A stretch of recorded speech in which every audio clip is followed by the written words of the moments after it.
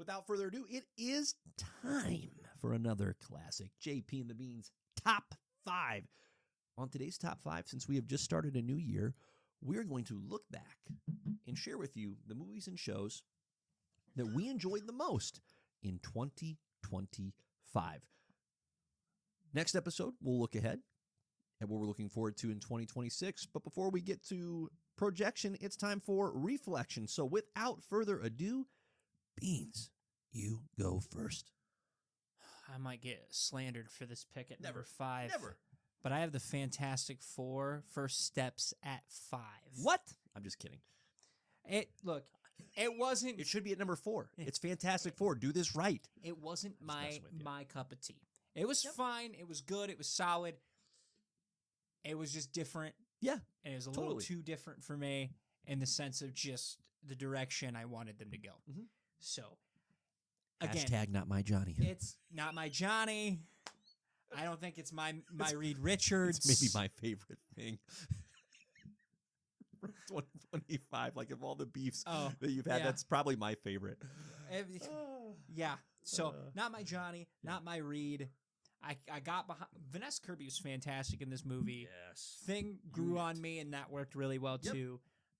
And Galactus was phenomenal. Mhm. It just there was some stuff I think they changed too much for the sake of changing too much for the time that we live in, and that's just my opinion on that.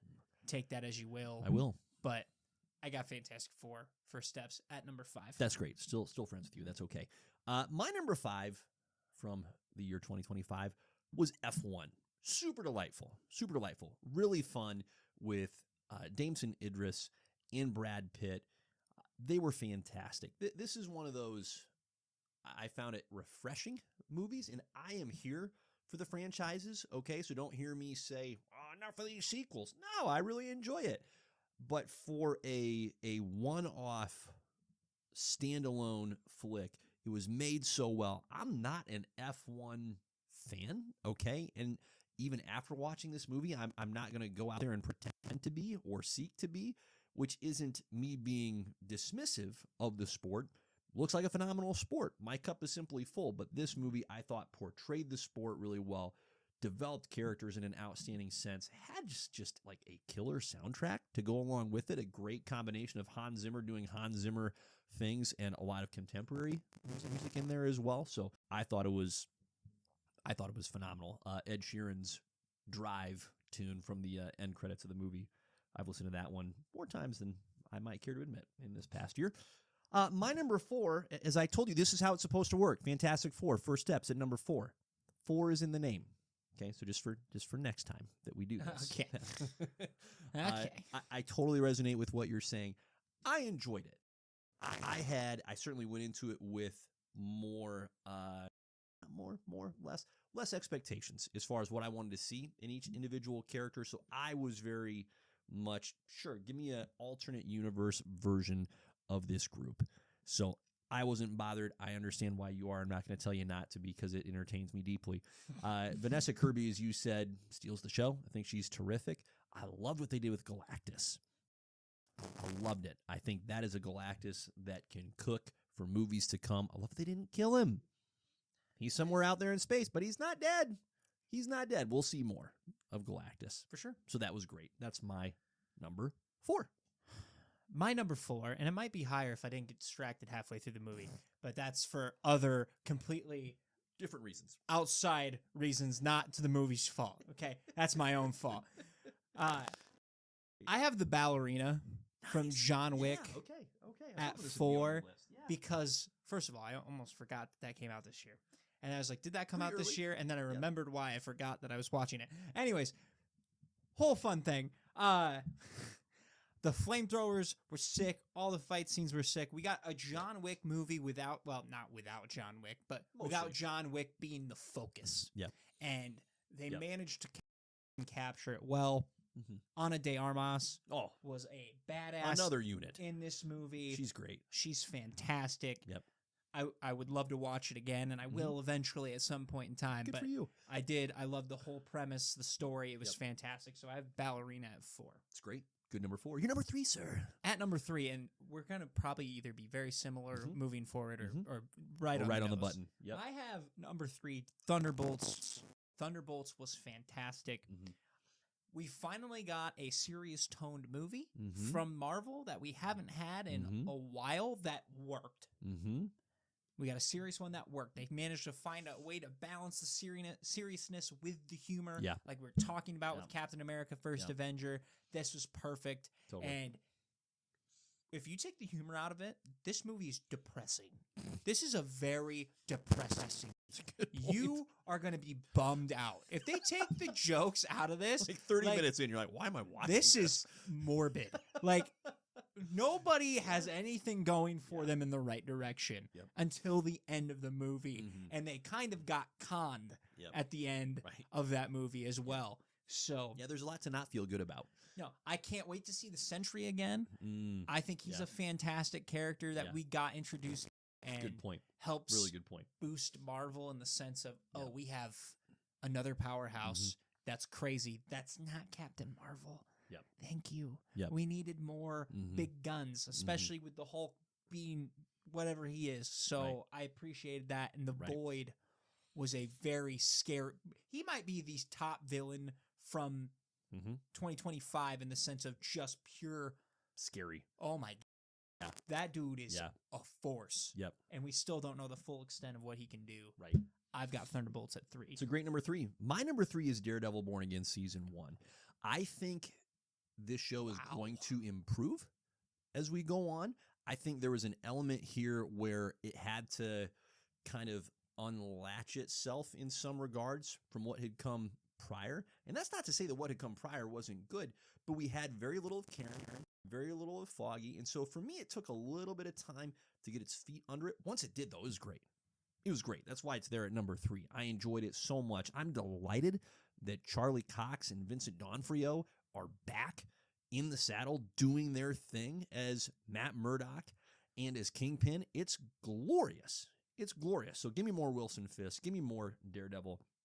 I really enjoyed Born Again Season 1.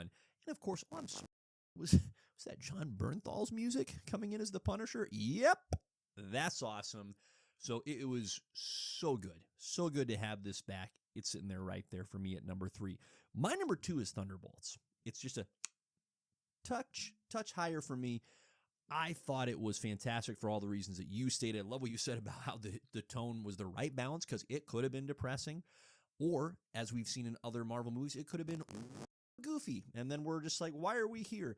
The character development in this movie for me carries the day. It was as good as we've seen Marvel develop a cast, an entire cast of characters from start to finish in a long time. The action was tremendous. The scene where Bucky rolls in on the bike, come on, that's great. You get Bucky's music, you get even the characters in the movie playing at Bucky like, oh, Winter Soldier, so cool. It's great. And it's also, in its own way, I used this word with Captain America First Avenger, it's so sincere. The scene with Red Guardian and Elena when it seems as though all hope is lost is just, that's great stuff. That is phenomenal. We're hitting on some core human kind of stuff here. And that, I think, I cherish with a particular affection. So for me, Thunderbolts is just up there as my number 2. My number 2 is Superman. Nice. Superman is my number 2. Number 2. Again, this movie, I had high expectations just because it needed to be good, but it blew my high expectations out of the water because, like I've said before multiple times on the podcast this year, I am not a Superman guy. Right. I came out of this being like, I want more Superman, and the fact that you got that out of me, you win. Congrats. Because you did such a great job of bringing a very comic-accurate Superman to the screen that we get to spend time with for hopefully a while, a decade. Yep. And again, no shot to Henry Cavill. I thought he was a fantastic Superman. Yeah. Didn't fit. Yep. Too dark. Getting back to the basics here. Yep. And it feels like a genuinely good reboot. So I'm very excited to see what's next. They did a fantastic job of building the world for DC. Yep. we're just I can't say enough good things about this movie. So great. that's my number 2. It's great. You're My- number 1. My number 1 is Daredevil. Yeah. Like It's a great choice. by far. Mhm. The fights, the violence, Action was like, tremendous. I remember one of the biggest things we were scared of was, are they going to keep it as violent as the Netflix movie or the Mhm. Netflix show? Yep. They did, and I could not be any more thankful for it Yeah. because that is why it stands out so well back in the Netflix era Yep. is because of that violence. And I'm not, Mhm. don't hear me being like, oh, crush skulls, because that did happen. That's not what I'm saying, because I remember watching it and be like, ugh, watching Punisher and watch him Yeah. gouge that guy's eyes out. And Yeah. you're like, okay, too Yeah. much. Dial Yeah. it back a little. Right. I don't want to see all Right. of it. Right. But it was just enough to get, we're It's back. the tone. Right. It's the identity. And the whole premise of the first season was Daredevil getting back to being Daredevil, Mm-hmm. Kingpin getting back to being Kingpin. Mhm. Guess what? Punisher never left. Fantastic. He never changed. Great. He hasn't stopped. Frank is still Frank. I think the only downside is how much they built Muse up and it just yeah. didn't land. That's Yeah. my only knock to Yep. this. But they did Yep. such a great job for setting up for season 2 that Yep. I just cannot Same. wait Yep. for Jessica Jones to be back. Right. We're getting a bunch of other people back probably. Mhm. So I can't wait to see what they do with season 2 because guess what? It's going to just be an all-out war. I Mhm. don't think we're going to get a lot of quiet time. I think it's going to be a lot of violence, Yep. and I cannot wait. And I didn't mention this either, but the way they worked Bullseye back into the game, right? Right? And not only just did they work him in, they made him a key component. Yep. And so you have 2 Mhm. iconic Daredevil villains Mhm. running around again, Mhm. and to the point where we're getting Bullseye as Bullseye Right. now. Right. Oh, Yep. holy crap. Yep. His escape from prison, Mhm. nuts. Mhm. Absolutely Mhm. nuts. So, Daredevil season 1, Yeah. Born Again. That's my favorite thing from 2025. I think we need to rewatch it before we watch season 2. You don't have to. think? You don't have to talk me into that. That's great. My number 1 is Superman. I have a soft spot for DC in general. Superman is part of that. Bias. Nicholas Hoult as Lex Luthor was a lot better than I thought he was going to be. But you were really early on the Nicholas Hoult train before we even saw the movie as championing, hey, this guy's going to crush his Lex Luthor. He did. The world, I don't know if I want to call it building, but just the foundation that was laid with characters like Mr. Terrific, like Guy Gardner, Green Lantern, like a little bit of Hawk Girl in there, and even the flippin' like Daily Planet crew was a blast. Rachel Brosnahan as Lois Lane was tremendous. That right there is a Lois Lane we can hang out with for a good decade, just as much as we can hang out with David Corenswet's Clark Kent, a.k.a. Superman. So what an encouraging bounce back for DC, but all that meta commentary aside, just as an individual movie, it cooks. It's a great, great movie. And if there's a terrible world in our future where we don't get future Superman movies, I'd be happy to come back to this one and watch it exactly for what it is and not have any concern or worry about what's coming next or what came before. It's terrific. It's crazy because there was some concerns with that movie. Yes. And there Yes. shouldn't have been. Turns out. And so Turns out. I'm glad it worked out. I'm glad it worked out well. And yeah, give James credit because we came away with not just a great Superman. We have a great Mr. Terrific moving forward. We have a great Guy Gardner coming forward. Metamorpho is moving forward. right. We got it's just a lot to look forward to. Handful of random characters that I cannot wait to get on screen again. So Yeah, so much to look forward to. Now, before we turn the page on 2025, I wanted to reflect a little bit more. This is a great year for movies, okay? Here's movies that I saw that I really enjoyed that were not on my top 5. Captain America Brave New World. Meh. Still enjoyed it. Yep, and I still enjoyed it. Mission Impossible: The Final Reckoning. The Naked Gun. That was hilarious. That was so I need much to better watch than those it movies. was. Watch the original, but you also don't have to. Just watch this one, and it's a freaking delight. It's great. Karate Kid Legends was a treat. The Running Man, Warfare, and even the How to Train Your Dragon live action was great. Nah. You can hate on it all you want. It was terrific. It was it goes against all my principles. delightful. No. Delightful. Bad. And there's even a couple movies that I haven't seen yet that I'm really excited to. Nuremberg, The Accountant 2. Oh gosh, Nobody 2. Didn't that come out this year as I think well? so.